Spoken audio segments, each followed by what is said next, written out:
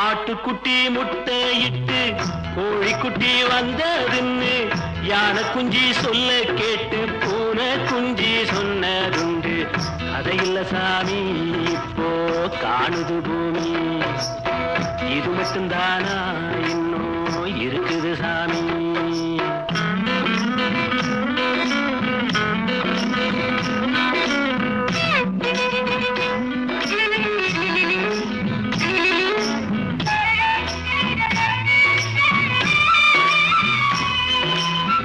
கூத்து மேல ராசாவுக்கு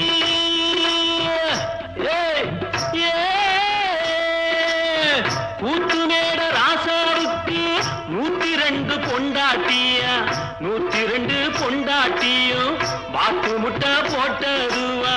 பட்டத்து ராணி அதுல 18 பேரு, 18 பேருக்கும்